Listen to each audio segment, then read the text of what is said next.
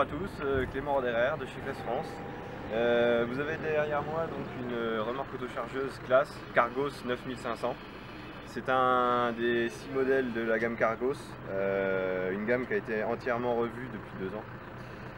Il y a quelques particularités. Donc déjà, la gamme se compose de 6 modèles, 3 modèles en 8000, 3 modèles en 9000, qui vont d'un cubage de 30 m3 à un cubage de 50 m3. Évidemment, on peut l'avoir aussi bien en 2 essieux qu'en 3 essieux, avec des essieux suiveurs, directeurs forcés et même des essieux pneumatiques, à suspension pneumatique. Alors derrière moi, donc une Cargos 9500, un modèle tandem de 44 m3. Quand je dis 44 m3, c'est bien un volume de caisse, hein, sachant que grosso modo on peut compresser à peu près 85 m3 de fourrage à l'intérieur. Alors, ces machines-là, elles ont certaines particularités. C'est notamment un pick-up à entraînement hydraulique, donc qui s'arrête dès que vous êtes en bout de champ et que vous relevez le pick-up.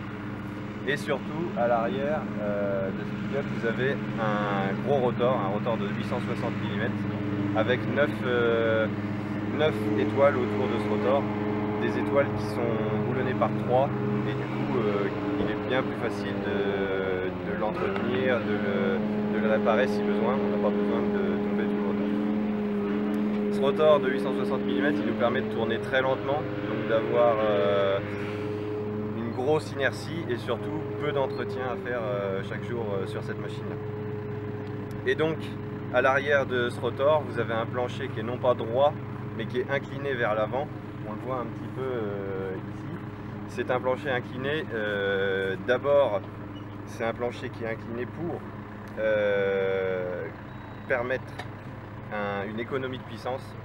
Il est bien plus facile de faire avancer le fourrage en ligne droite que de le faire avancer en courbe pour monter dans la remorque.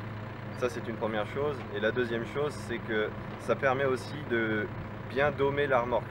C'est-à-dire que le chargement de cette remorque-là, il faut qu'il soit montant et non vers l'arrière. Et du coup, avec un plancher incliné comme celui-ci, vous pouvez faire un beau dôme et donc charger votre remorque au maximum de sa capacité et du coup ne pas perdre 3 ou 4 m3 à l'arrière. Et donc cette remorque-là, elle a une autre grosse particularité, c'est qu'elle est polyvalente. On peut aussi bien faire de l'ensilage d'herbe que du transport. Et pour faire du transport, on peut, à l'aide d'un chariot, enlever tout le pick-up et le rotor, ce qui nous fait gagner 2,5 tonnes de charge utile. Et donc on peut mettre plus de matière dans la remorque. Et surtout, on gagne en garde au sol, puisque là on est à une garde au sol grosso modo de 30 cm. Et donc on passe à une garde au sol d'à peu près 60, 70, 80 cm une fois qu'on a enlevé le pick-up.